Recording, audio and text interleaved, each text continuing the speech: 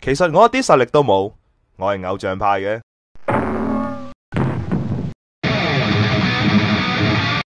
大家好，我就係改進社會風氣、風魔萬千少女、提高年輕人內涵、刺激 YouTube 市道、玉樹臨風嘅型男專家百賴。喺近幾年市面上都見到唔少男人同異性相處嘅時候處處碰壁，最常見嘅有三大通病：鵪鶉怕醜、體型失衡及毫無內涵。有見及此，本人決定喺呢度攞出祖傳嘅型男秘笈，將我畢生嘅功力傾囊而出，針對大家嘅問題對症下藥，勢必要令大家成為女性殺手，善哉善哉。警告：以下三招缺一不可，否則走火入魔，自毀長城。型男秘笈第一道：鵪鶉怕醜。有唔少男士平時同朋友相處嘅時候口若懸河，但係一見到心儀嘅女性時候就好似怕醜草咁，即刻目瞪口呆。咁係因為你太過 focus 喺對方，將其女神化，以導致雙方嘅距離變遠。其實女神都係人，都要去廁所，都會講粗口噶。理解到呢點，我哋就要想辦法將對話嘅重心搶翻去自己身上。首先，我哋可以使出著名兩性關係導師鄭天奴嘅45度理論，擺出多種45度嘅角度，令對方喺溝通嘅時候更容易接受你。不過呢個45度其實有更深層次嘅意思嘅，佢就係指溫度。所以型男秘笈第一度就係溫度。一般人類體溫係維持喺37攝氏度，而45度就係沖涼時候熱水嘅度數。長期維持呢個溫度可以俾異性感覺到猶如洗浴般嘅溫暖，亦即係我哋大家所謂嘅暖男。咁相處起身就有如沐浴春風，任何一切嘅冰山都可以被融化。所以請長期帶備暖水袋及溫度計，以便精準量度及保持自己體溫。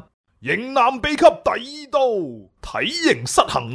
無論係安坐家中定係翻學翻工，好多男士都由於經常臀部扎根於梳化或者張凳，而導致出現令女士視覺反感嘅曲線。你睇下啲肉啊！哇，呢啲咪叫大鮮肉咯！生活忙碌或者太 hea 嘅男士疲於打扮，完全放棄晒自己嘅外形，喺型男嘅世界裏邊，咁係完全唔可以接受噶。所以型男秘笈第二度就喺態度，呢個態就係指體態。但係時間緊守嘅你，又點樣可以方便塑造完美型男體態？好簡單啫，我哋將小動作變成大運動就得啦。嗱，例如喺公司或者學校轉筆嘅你，換成100kg 嘅金剛棒，手部肌肉就喺不知不覺間練就；又或者喺小腿上面綁100kg嘅沙包，咁喺你韌腳嘅時候就可以一石二鳥。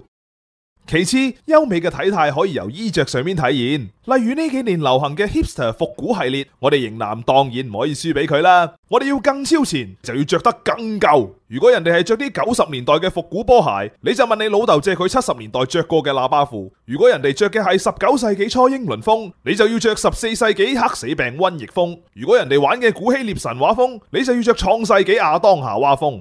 型男秘笈第三度：毫無內涵。但係真正最多女士抱怨嘅，莫過於港男嘅氣概小家、談吐失禮、禮儀粗魯、氣質膚淺、舉止嘔心。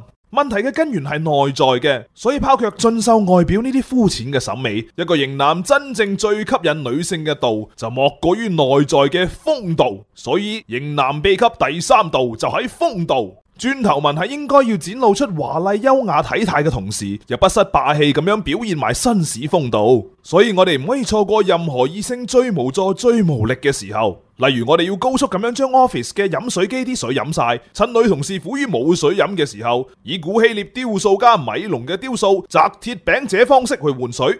一嚟就可以將換水嘅強烈動感同埋自己嘅曲線美態展露得淋漓盡致；二嚟可以將我哋男士有擔當有腰骨嘅風度肆意揮灑。又或者有無良老闆鬧女同事嘅時候，勇敢咁以米高安哲盧將死之奴隸形象挺身而出，幫女同事啃咗隻死貓佢，為佢解圍。咁嘅攻勢，女士必定屈服喺你型男嘅風度之下。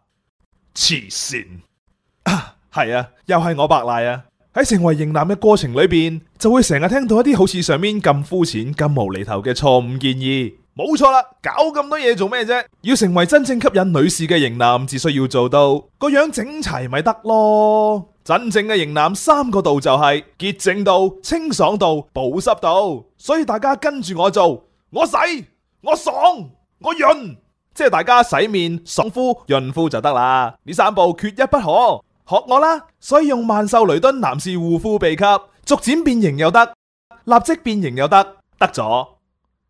曼秀雷敦男士護膚秘笈冇得彈。